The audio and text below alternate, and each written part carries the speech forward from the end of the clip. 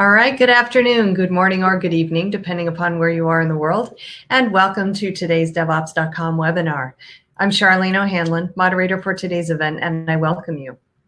We have a great webinar on tap today, always great information, but before we get started, we do have a few housekeeping items we need to go over. First of all, today's event is being recorded, so if you miss any or all of the event, you will have the opportunity to access it later on. Following today's webinar, we will be sending out an email that contains a link to access the webinar on demand.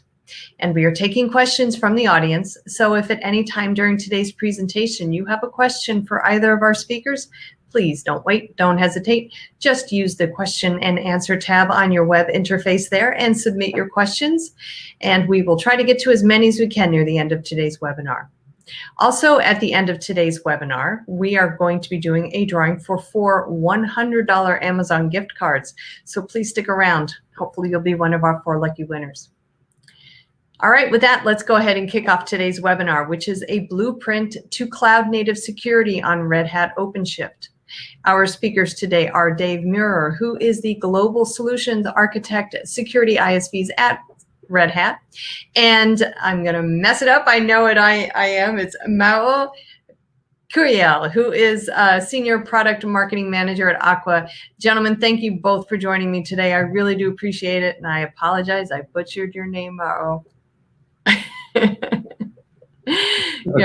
You did a wonderful job. Well, thank you. Thank you. All right, Dave, I know you're going to be kicking us off and you guys have a great presentation on tap. So I'm going to take myself off camera, put myself on mute and let you guys get right to it. Yeah, thanks, Charlene. Appreciate the introduction. So yeah, Charlene mentioned I'm Dave Muir. I work in at Red Hat on our partner, global partner team, and I'm focused on our security ISVs like Aqua. I get the distinct pleasure of working in Kubernetes and OpenShift on a daily basis, and more importantly, work with our great security partners and our ecosystem. And so I just wanted to take 10-15 minutes to talk about Red Hat, our point of view on DevSecOps security, and some security features that you get along with OpenShift, and then I'll hand it over to Mayor. By the way, that's the English translation, so I'm not going to attempt the Hebrew one. So let me go ahead and advance the slide. So I think it's important to talk about Red Hat's point of view around DevSecOps. Now, it's noted that DevOps from the beginning has always had security baked into it. And DevSecOps becomes this more of a marketing term, but I like that sec is in there because it provides some focus to that piece in DevOps. In my opinion, I think security is one of the biggest challenges to get DevOps right, being able to weave all of the separate technology, understand all the different security methods that need to occur in DevOps, and ensure that you've got the right amount of coverage, and most importantly, you're not slowing your DevOps processes down. So Red Hat is uniquely positioned to bring a comprehensive DevSecOps solution to our customers. I think there's 2 reasons. One is our entire mission around Red Hat and our expertise in an open hybrid cloud strategy. And the other one is our rich partner ecosystem. Our partners bring complementary solutions that extend and enhance the Red Hat portfolio. Red Hat believes in customer choice in terms of whether you should use this vendor over this vendor or a Red Hat feature over a vendor's feature. So we value our partners and enjoy doing business with them. Now there's a company-wide effort around Red Hat to unify our positioning around DevSecOps. So here is a sort of vision of that, of our point of view. And you can see that Red Hat and our partner technologies have an equal part in that vision. And it's very important to note that culture is a key piece to achieving DevOps, in general. You can't solve, the journey from a sort of legacy process to DevOps through technology alone. Both Red Hat and our partners can also help you in that journey as well around culture. But today we're going to talk mostly about technology, and Red Hat's point of view on DevSecOps sort of evolved over the last several years. And I think it's in part because of the great work we've done with our partners. Red Hat being the platform provider, we get a view of the life cycle at a holistic level. And that allows us to understand where security methods should integrate. It allows us to build a category or a taxonomy of security security capabilities. And that gives our customers an easier way to consume DevSecOps. So you can see here we've got 9 categories, and we've defined about 32 security methods. And while Red Hat covers the platform security at the bottom, and we do have capabilities, some of the other 8 categories on top, our partners do enhance and extend the Red Hat functionality. And this provides our customers with that comprehensive DevSecOps solution. And so with this categorization, this allows us to create a framework that we can map all these 32 security methods and where they integrate in a DevOps pipeline like you see here. And then what we can do is map our partners' capabilities alongside Red Hat's to provide this simple guide for our customers to show where everything fits in. This is a great conversation starter as you're going through that DevOps journey to say, hey, in your container registry, are you thinking about scanning image vulnerabilities? If not, maybe you should look at Aqua, right? So these are available for any one of our customers or anyone interested in understanding that DevOps journey. Now, as we sort of dive into the platform, I wanted to take a look at OpenShift. OpenShift, by the way, is Kubernetes. It's a certified Kubernetes, but it has all of these out-of-the-box additional services that you see here. So I always say, it's easy to download and install Kubernetes. I've done it before, but actually trying to get it right for production, to run business critical apps, it takes a lot more. And there's some risk by trying to do that yourself, right? It takes longer. Your adoption rate will decrease. And so why not let Red Hat do all that hard work for you, which we've done for the last 5 years, getting Kubernetes right. And the result is what you see in this slide. You've got trusted Kubernetes platform. You've got hundreds of defect and performance fixes, a rich ecosystem that has validated and certified integrations. Another value that Red Hat provides is continuously security patches. And so it's a trusted Kubernetes platform that our customers trust and choose. The other thing you'll note here is all the security features that come along with OpenShift. I've highlighted some that are starred, and I'll talk about some here in the next couple of slides. But OpenShift is definitely a platform with security in mind as we build in these features and harden the platform with things like Red Hat Enterprise Linux and CoreOS. And so one of these features to dive into is SE Linux. So this helps you to achieve a defense in depth strategy, especially if you're thinking about zero-day vulnerabilities. You want to keep SE Linux enabled, which is the command set to enforce one. You can see it's on this gentleman's t-shirt here. I actually stole this image from the store where you can buy these t-shirts, so they're available. But SE Linux is basically enforcing a labeling system, which provides mandatory access controls on every process. So if a container process hacked into and escaped into the host system and tried to run a program, SE Linux would prevent it because the container process has a different label than the program on the host. The other important thing to note is that SE Linux is on by default in OpenShift's operating systems. Again, a secure by design feature that you get with OpenShift. Another feature to talk about is runtime security policies or security context constraints. In upstream Kubernetes, they're called pod security policies. And this feature basically controls permissions for pods. So you can use these to define a set of conditions that a pod must run in order for it to be accepted into your cluster. You can see an example shown here is the restricted SEC.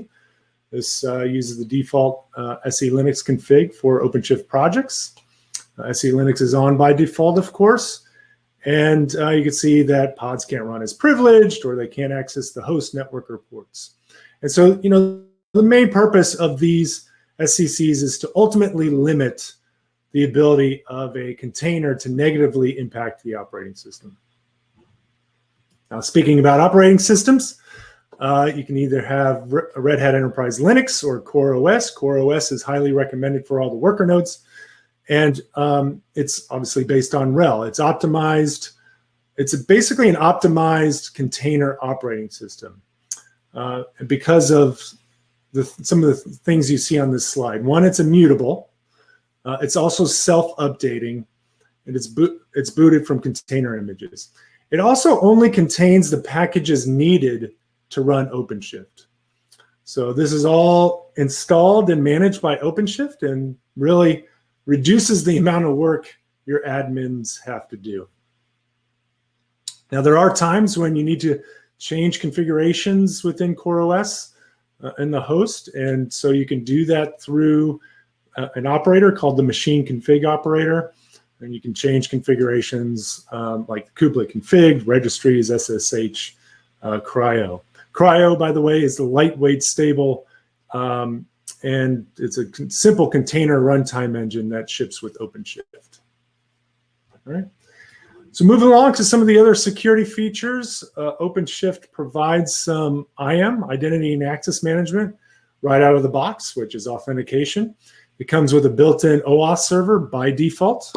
There's a 3-step process, you can see here, for authentication. Uses tokens and identity providers. And then you screenshot, you can see the many identity providers you can use in OpenShift, for example, GitLab, GitHub, and LDAP. All right. Once you have identities, and the very next thing you want to talk about after authentication is authorization.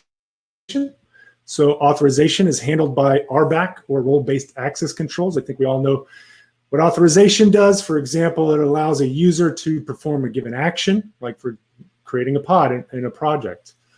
It's made up of rules, which are the actions permitted on the object. It has roles, there's collection of those rules, and then binding, how those roles are mapped to the users or groups. You can see all the relationships between these objects illustrated here. But the interesting note on this topic here with RBAC is that RBAC has been part of OpenShift from the beginning, back in the 3x days. And while this feature really hadn't been available in community Kubernetes for some time, over the past couple of years, the community caught up. It's primarily due to the fact that Red Hat contributes code back upstream to Kubernetes all the time. However, there is one big difference right now. RBAC is enabled by default in OpenShift. In Kubernetes, you have to enable it with a flag when you start the API server. So just another example of a secure by design platform by default with OpenShift. All righty, so let's move to Red Hat Quay. So a very critical integration point for security in DevSecOps is the image registry, because you want to make sure that your images are free from vulnerabilities, typically before you push them to the cluster. And so Quay is built with security in mind. It is open source, and it obviously works best with OpenShift. One of its key strengths is scalability. This is pretty evident with the billions of images that it serves at Quay.io. But it allows, obviously, for vulnerability scanning integrations and Aqua is one of those partners that has an integration that can scan images right in the Quay repository. Okay. Let's move on to compliance and hardening, a very popular subject. And OpenShift has obviously comes with security features by default, but how can you ensure that those features in the platform meet specific compliance guidelines? So we've done a lot of work in the industry. You can see some of the guides here, from a NIST checklist of FISMA deployments to the PCI requirements. All of these are available online and easily searchable. But I do want to highlight a recent guide, which is the OpenShift 4 Container Platform Hardening Guide.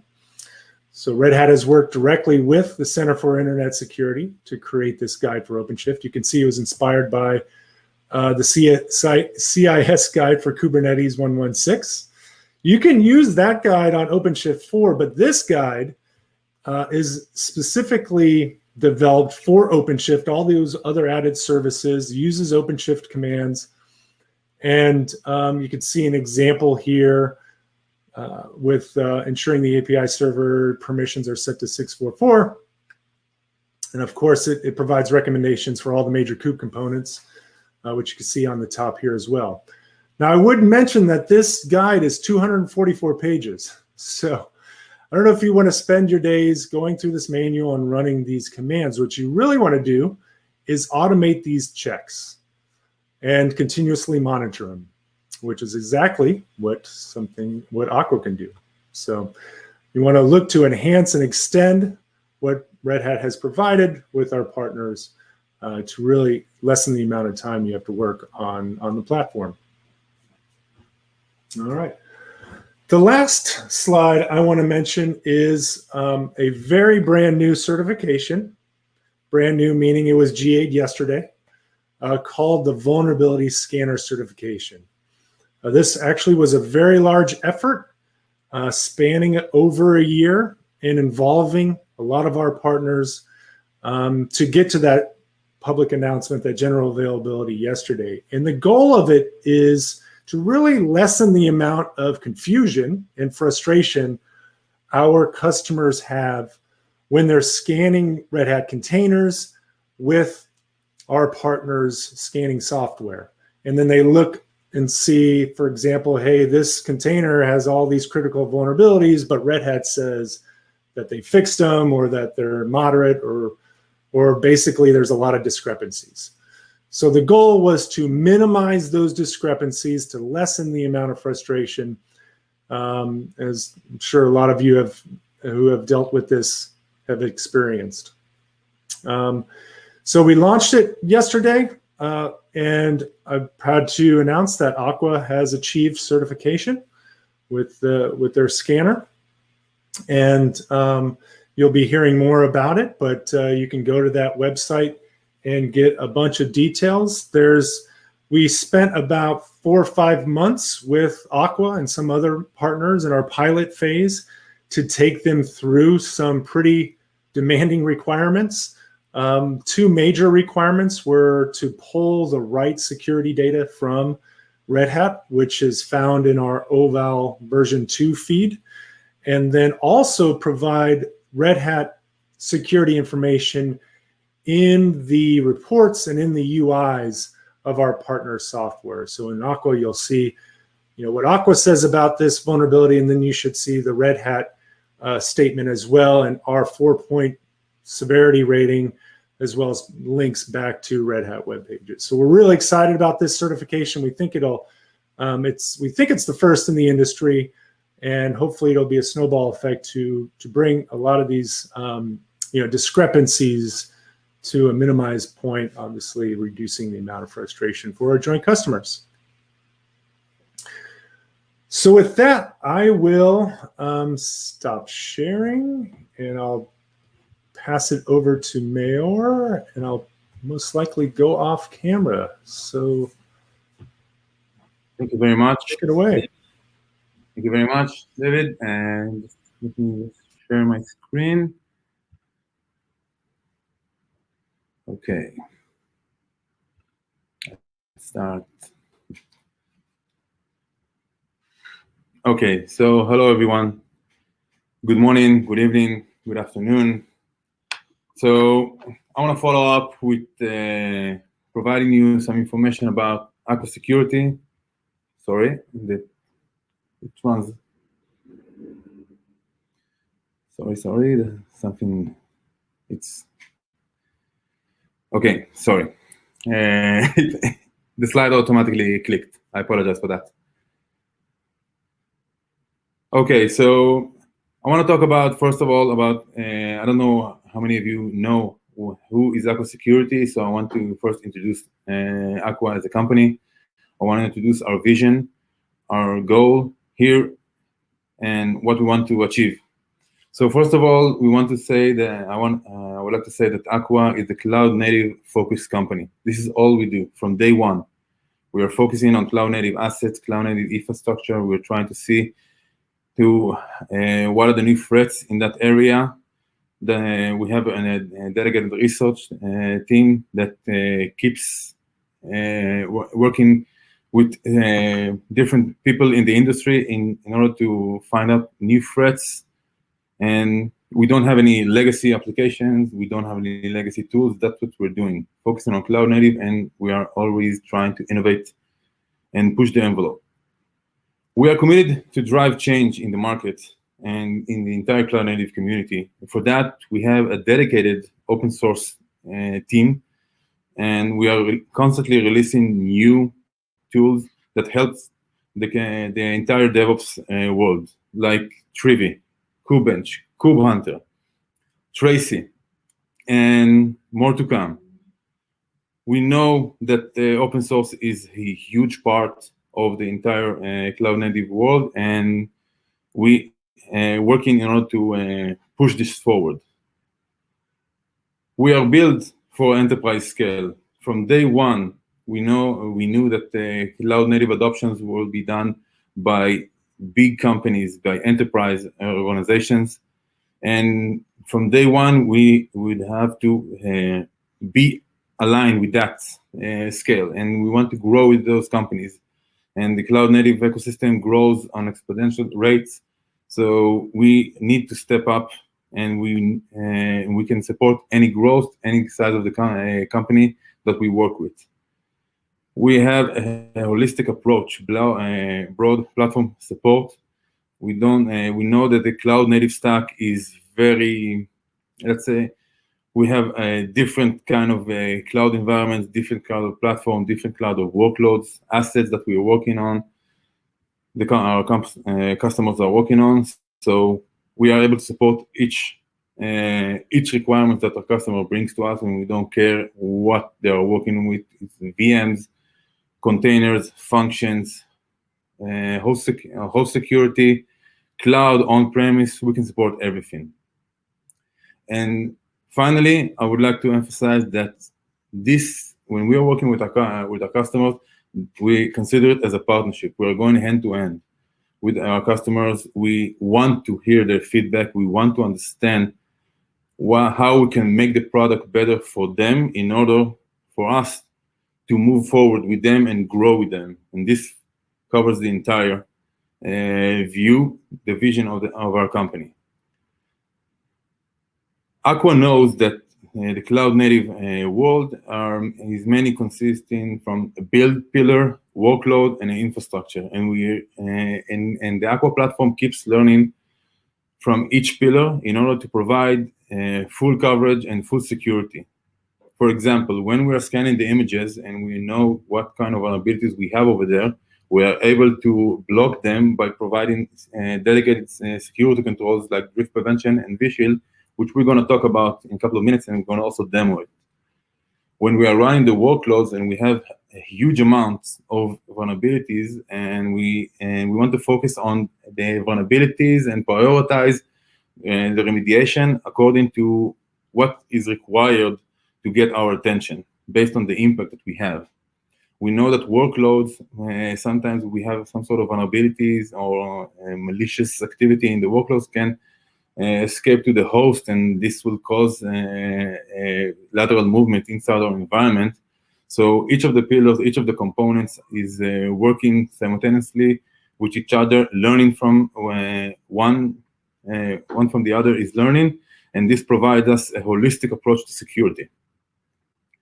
Now, from here, I would like to go now. I'm not going to talk about the entire Aqua platform. I'm not going to talk about full security controls and our offering. I want to emphasize only specific, unique tools that we have, and share with you what is the actual value that you can get from it. We have a lot of more information, and if you want, feel free to reach out. I'll be happy to talk more about it, but I only have like 20 minutes with a demo, so I want to be as focused as I can. Dave talked about the RBAC that we have on in OpenShift and the OpenShift platform. Aqua also provide specific RBAC capabilities, because we know, as we heard before, that managing security in a complex environment can be a real pain. Each of the users wants accessibility to specific resources, and we want to see how we can delegate specific roles and activities between the different people. For that, Aqua introduced the first multi-application RBAC feature for CWPP platform. It gives you separation between application teams so one team won't be able to see or access other resources from the other teams, least privilege, permission, and roles. So we will be able to fine-tune the actual roles and permissions that each user has on specific resources, workloads, or environments that we want to manage. And of course, flexible security that we are able to provide a holistic view, full centralized view on the entire system. Users can be assigned more than one role, so they can, if one manager wants to access a couple of environments from the application teams, we will be able to do that on the Aqua platform. Now, after we delegated all the permissions, now we want to better understand what we want to address, what we want to look and focus our attention to fix first. As you can see on the screen, this is a list of all the vulnerabilities that we have inside a specific environment, and I'm going to also demo it later in a couple of more minutes. We have 1.5 million vulnerabilities that we want to that needs our attention. How do you know how you want to focus it? This is a real problem. So Aqua provides a solution, as you can see here, risk-based insight view that helps you prioritize and focus your attention on exactly what you want to fix and what exactly is impacting your environment in the most serious way. You're able to see exactly what vulnerabilities have remote exploits, what vulnerabilities right now you have on your running workloads, and you are able to fix them in a single click, and we'll see that in a couple of minutes. Now you have full visibility about your vulnerabilities. But that's good, but that's not enough, because we know that adversaries and malwares and risk are evolving from day to day. Attackers are starting to be more smart, providing new ways to attack in cloud-native environments, escape to the host, downloading payloads. So there's a lot of new ways that we want to that we don't know exactly how to address, how to attack, and static scanning won't cover that. We saw that in our research. This is why our team created the first ever sandbox solution for container environment dynamic threat analysis. What DTA does, it can hook up directly to the registry, to your CI/CD environment, and it doesn't scan your container image. It analyzes it. It lets it run in a sandbox environment, away from your production, away from your actual environment that you are right now running your workloads, and it assesses all the risk and it assesses all the activities that you are doing. It helps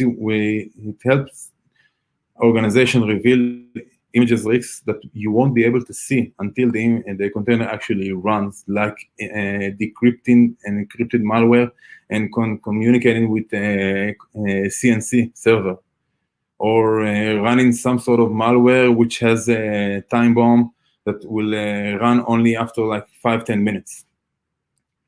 And as I said, you can integrate it into your CI/CD pipeline, and with simple clicks, you will be able to protect yourself from advanced attacks.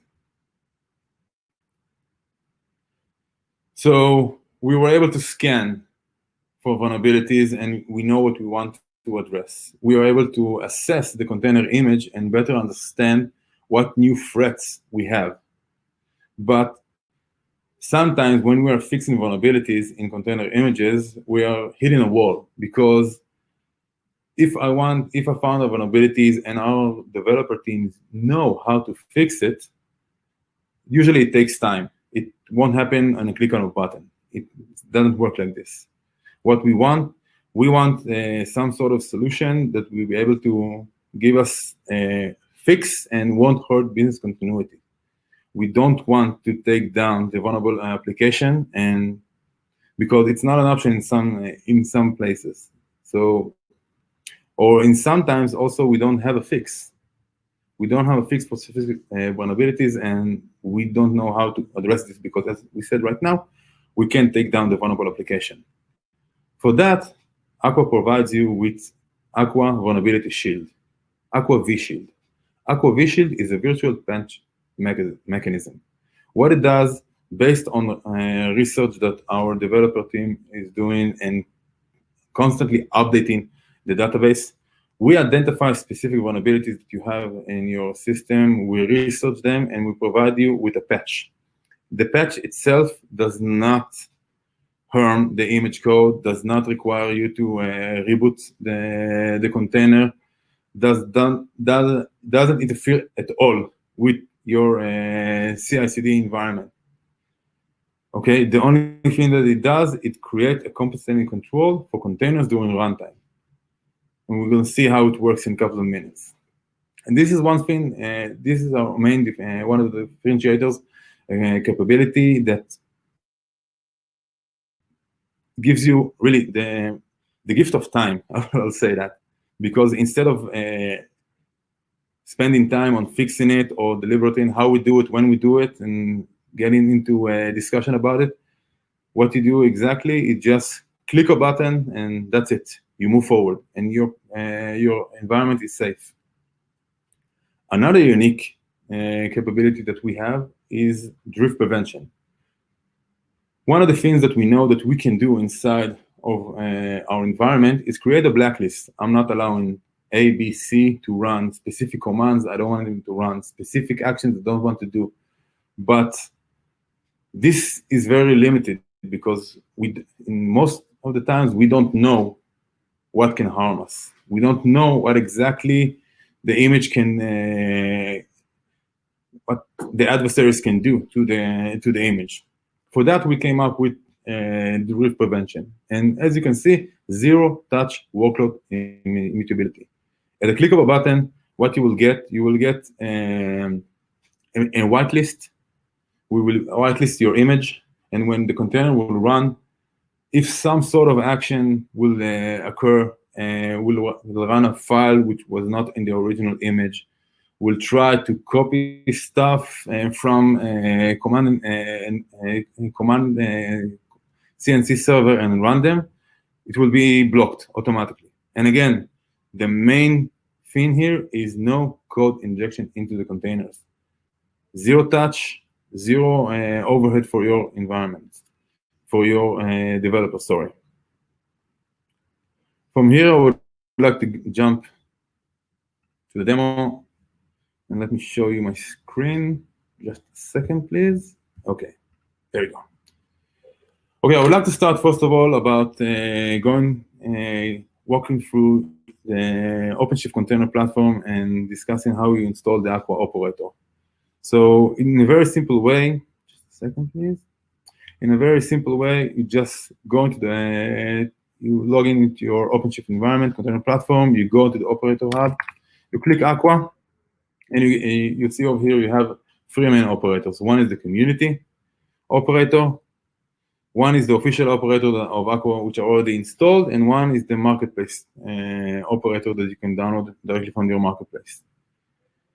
When you click it and install it, it's like a very short time. You already have it up and running. You will be able to see that the operator is here, up and running, and you have multiple options right now. I recommend, if you, for your convenience, we offer you the Aqua CSP options, which on a click of a button installs all the components of Aqua and hassle-free from you. It's for your environment, for your DevOps.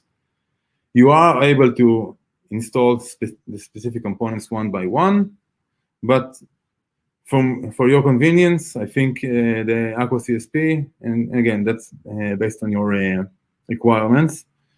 On a click of a button, you create an instance with all the components automatically installed inside your environment. So, and afterwards, after it installs, you can just go to route and you will be able to navigate here directly to the environment. So this is the Aqua platform. First thing I would like to show and go over to you is the images that we see. So you see there's a lot of images here, and so there's a lot of images that we scan, and this will give us also a lot of, vulnerabilities to assess. And we don't know what we want to assess first. There's a lot of information here. A lot of data that we need to input in order to start working how to fix everything. Now, that's a real challenge for organizations. We don't know how to tackle it. So for that, as we talked in the presentation, we have risk-based insight, a risk-based insight view. So as you can see, this is a small, simple interface that helps you navigate and focus your attention on exactly what you want to fix. And inside, you have here, inside your running workloads, this is, by the way, is Risk Explorer. This is a visual representation of all the running workloads that you have. And again, this is a very good view and a very good understanding to have a holistic overview on what you have inside your environment, but you want to know what you want to address first. So from all the 1.6 K vulnerabilities that we have inside our system, the free cases that we have inside our system, only 21 we have exploited vulnerabilities that are on your actual running workloads. And this, you should agree with me, is a much more shortest list that we want to address and fix. Another thing that I want to show you regarding the way that Aqua prioritizes the risks. So as you can see here, I chose one vulnerability that we have inside that we identified. The first thing that I would like to point your attention is that Aqua, when it scans a vulnerability, it assesses the vulnerability score based on the vendor that the image is running on top. Each vendor has a specific vendor score, and we know that even if NVD right now gave it a score 5.8, for example, or 5.9, the vendor score is lower. So this will give you more accurate and help you will help you reduce false positive and again, give you a more accurate and tailor view on the images that are running in your environment and the vulnerabilities that you have. And the next thing that I want to point your attention is the view over here, the recommendation. Aqua is providing you with three ways to mitigate this this vulnerability. One is remediation, it instructs the user how to fix it by upgrading the operating system. Okay, but we know, as we saw, as we saw on the visual slide, it's not always an option. So we want to create a virtual patch mechanism. So for here, from a single click, we create a vShield policy. A vShield policy can be either a network, can either be a network policy that is being blocked, can either, as you see over here, a package block, okay? And I'm moving into enforce, and I'm saving it. And this automatically gives you a runtime protection for this specific vulnerability in a single click, and I didn't do anything. I just clicked one button, and now I'm protected. Now this vulnerability cannot be exploited. Another thing that I want to point your attention is the no events text that you have over here. Now, this is a very important text. Now, let's say that I enable like 4, 5, 6, 7 vShields rules in my environment. The no events will track how many times that specific vulnerability has been attempted to be exploited. So this will also help you with prioritizing the vulnerability. So if you have like 6 vulnerabilities that you trigger the vShield, but you only see like 4 of them are being attempted to be exploited, or you see a vShield has been triggered based on the events over here, so you know that this someone's trying to attack you, someone trying to infiltrate your environment, and you want to focus your attention on that. The last thing that I want to point your attention is the accept risk. The accept risk provides the organization the ability to say, okay, I know this vulnerability is inside my environment. I know that I know it can be exploited, but I want to give it a grace time for the developer to fix it. I don't want to harm business continuity. Okay, so this is what we're doing here. We are notifying the user that he has a grace period of, let's say, 30 days to fix it, or 10 days. We're giving it a reason, and then we acknowledge it. And this gives us the ability to run vulnerability scanning and not stop the CI/CD scanning, and it won't fail the build. After the grace period will end, the build will fail if we'll trigger this vulnerability. One thing that I want to go right now, so we talked about vulnerability management, we talked about vShield, we talked about how we manage the huge amount of vulnerabilities that you have inside your organization and focus your attention. And we also saw how you can mitigate and fix some of them. Now I want to go to DTA, the Dynamic Threat Analysis, the sandbox solution for container environments. So here we have an image that we scanned, and we saw that it's not compliant. Now, it's not compliant because of the demo and the image assurance policies that we have. So we saw that the image scan partial and vulnerability severity, they have super users. But another thing that is shown here is the dynamic threat analysis. It fails. So under the tab of dynamic threat analysis, what you can see is a detailed view about how this container image, how this image will behave in runtime. You see all the activities that are being analyzed by the DTA, and you get detailed information about it. If a malware has been triggered, if someone has tried to communicate with a remote server, some sort of SSH protocol trying to be used. And another thing we can show here is that we can see here is the network activity. We analyze the network activity and we understand exactly where this image has been trying to communicate. This helps us for forensics and gives us a better understanding where the attack has been trying to be running from. Okay, that's that. Now, I would like to go and talk about a little bit about drift prevention. So we have the policies of our runtime policies. So, and then our policies over here. So in the demo policy, we have the drift prevention, and I created a short video about this. With your permission, I will show it to you right now, and I will walk you through it. So here in our environment, we can see that it's standard environment. We are trying to connect to one of the projects, and we'll list all the pods.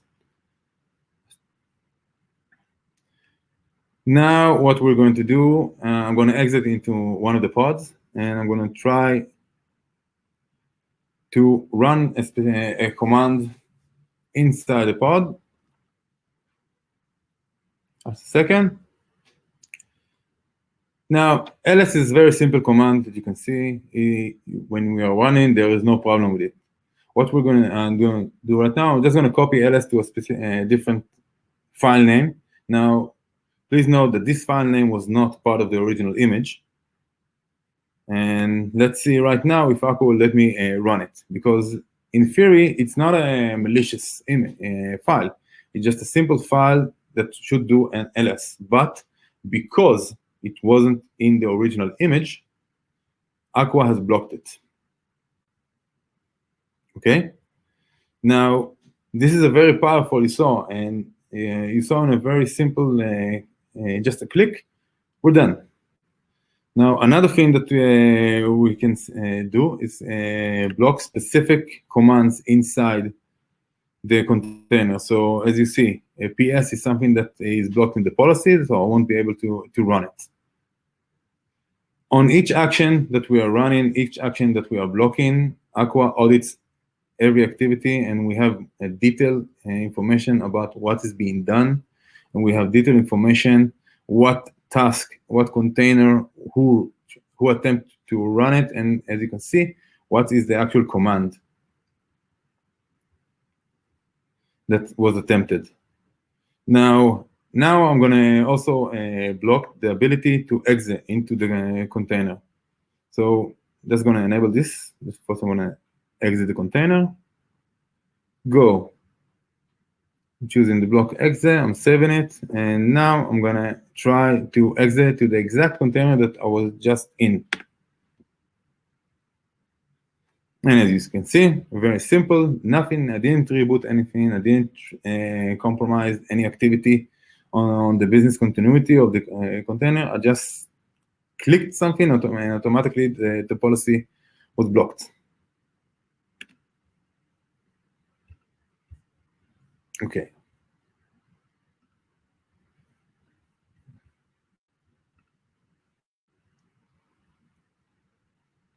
Yeah.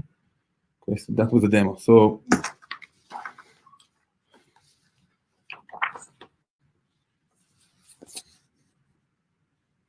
the Red Hat DevSecOps framework lays a reliable and scalable foundation to help organizations to expand DevOps security and reduce their risk. Red Hat and Aqua has the technology you need to simplify and accelerate your DevSecOps implementation, and you can see all the main capabilities that I demoed around right now. So it's listed over here. If you want to have access to this one, to this slide, please contact us. We'll be happy to send it to you. There's a lot of information here that you can learn about how to about clean artifacts, how you can create a trusted supply chain, how you can integrate dynamic threat analysis, manage risk. Everything is here. There are more details about each of the steps under application analysis, identity and access management, compliance, which is a very big and important thing, network control and segmentation. Again, Aqua provide micro-segmentation capabilities and zero-touch architecture to their customers. And you can learn a lot from that about how safeguarding the infrastructure and protecting workloads. What's next? I encourage you all to go on the Red Hat Marketplace or go to your container platform and install the operator, start working on it. There's a 30-day, there's a free trial that you can go with it, that you can run, and learn how Aqua can help your organization and push your digital adoption forward. Go also on the Red Hat webpage and better understand what is the DevSecOps solution and all the main capabilities and the value that it provides to you. And with that, I would like to say that Aqua and Red Hat provides you a very strong, holistic security solution that protects your environments end to end.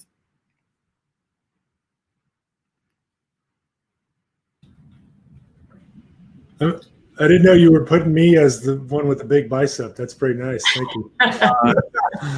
It's red. It has to be you. That's right. Yeah. Oh boy. Well, good. I think that was it, right, Mayor? I think we're going to pass it back over to Charlene for Q&A. All right. Yeah. All right. Great. Well, that was a great presentation. Lots of great information in there, and we have gotten some great questions in so far. But there is time if you do have a question for either Dave or Mahor, and I know I messed it up again. Please let me know, and just use your question and answer tab and go ahead and get your question on in there. We'll get to as many as we can. Here is one to get us started. Amir asks, vShield, is this an agent in the host or pod level, and can it tell which CVE is covered? It's not an agent. This is a security control that we provide as one of the security controls that we have inside our system. It's something that under the image assurance policies that automatically been triggered. You saw from the vulnerability risk. It's not agent. It's not. We're not interfering exactly with the pod. We're just patching it. We're just patching that specific vulnerability, that specific exploit. We're protecting it. And can it tell which CVE is covered? Where, as you saw, not all the CVEs on the list had vShield. This is something that we are keep working on with our research team, and we're adding more vShields on a day-to-day basis. And we already have a lot of vShield coverage, but that's something that's ongoing. All right, great. Next question here from Ajoy, who asks, once the vulnerability is detected, can it remediate by applying the associated patches? When the vulnerability is detected inside of, when Aqua detects it, you saw on the vulnerability screen, we have usually we have three options: remediation, mitigation, and acknowledgement. So we are talking, remediation is to fix it. Mm-hmm. Is to fix it. And that's and we know that fixing it requires developers in taking down the containers and doing another spin of the image. So if I'm assuming they are talking about vShield again. Okay, so when you are talking about mitigation, as you saw on the demo, just a simple click and automatically it will enforce the safeguard, the patch on that specific vulnerability, and we don't care which container which image it came from. All right. Okay, great. Next question here from Juan. He asks, can I automate the vShield policy to be applied without any human intervention for a bunch of vulnerabilities? We do have an API integration.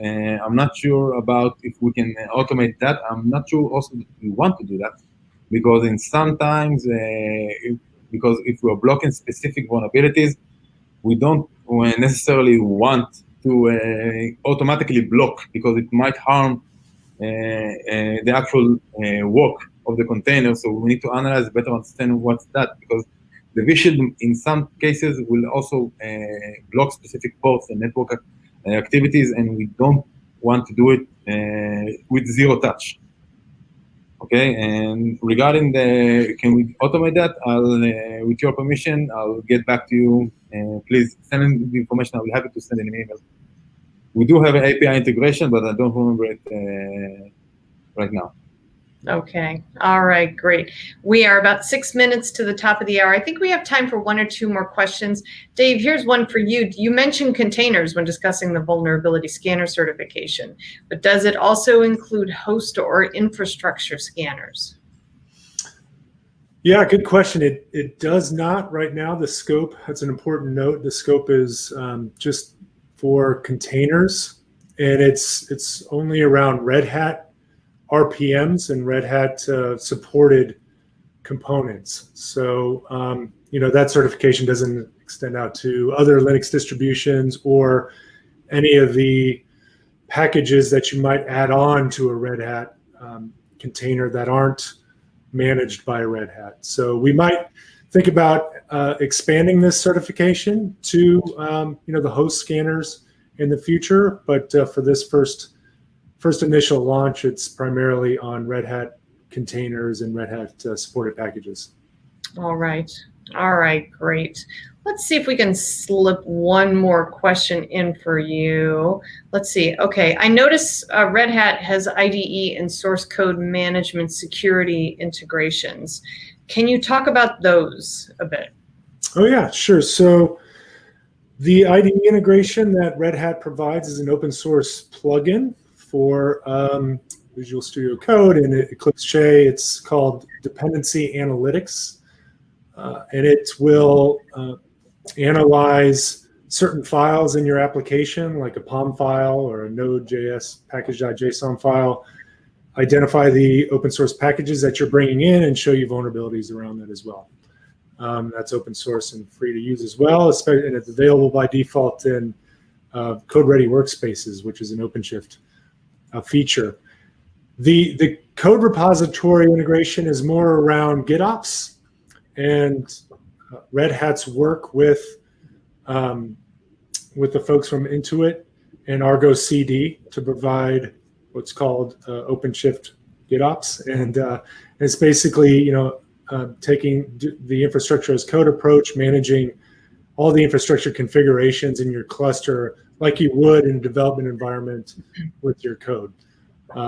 Although another note to make on the integration with source code repositories is recently Red Hat announced a lot of good work with GitHub and GitHub Actions. And we've got a handful or more, around a dozen or so GitHub Actions, and that's where you would also see a lot of security integrations as well. Excellent. Okay, we have 3 minutes to the top of the hour. I've got one more question I'm going to ask, and then we're going to close out the question and answer period. Would Aqua eliminate the need for a WAF for an internet-facing container?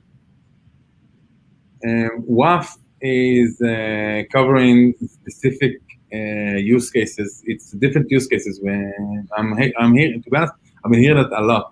WAF usually works on a layer 7 and on the application level, and the containers and cloud-native assets workloads are working on levels 3 and 4. So it's a different use case, different requirements. So it depends on the requirements that you have, depends on the environment that you are working. But for cloud-native environment, I saw, and we are going to publish also a white paper on that in the upcoming weeks that address specific that topic about how WAF and how cloud-native workloads behave. Mm-hmm. So it's a different use cases. From my personal experience, I found that WAF can't cover the entire security requirements that a cloud-native asset needs, like serverless and containers, because there are no IPs, there are no application platforms. It's a different way to work. All right, great. Well, that is all the time that we have for the question and answer period. I do want to thank everybody who did submit questions. There were some really great ones there. If we didn't get to your question, I apologize. I think we got to all of them, but if we didn't, please know that the folks at Red Hat will be getting a copy of all the questions that came in, and I'm sure they'll be more than happy to follow up with you. offline to get your question answered. Real quick, reminder that today's event has been recorded. So if you missed any or all of it, or if you want to watch it again, you'll have the opportunity to do so. We are going to be sending out an email with a link to the webinar on demand, and the webinar is also going to be on the DevOps.com website.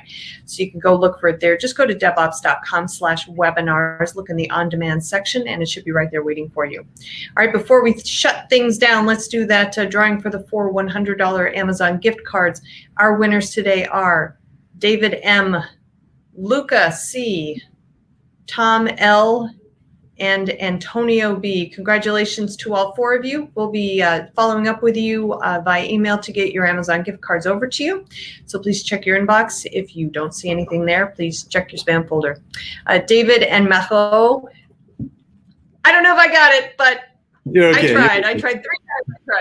But thank you so much for your time and your expertise. Great topic. Lots of information in this webinar. So thanks again. I really do appreciate it. And I also thank the audience for joining me today. This is Charlene O'Hanlon, and I am signing off. Have a great day, everybody, and please stay safe. Bye-bye. Thank you. Fun. Thanks. Bye.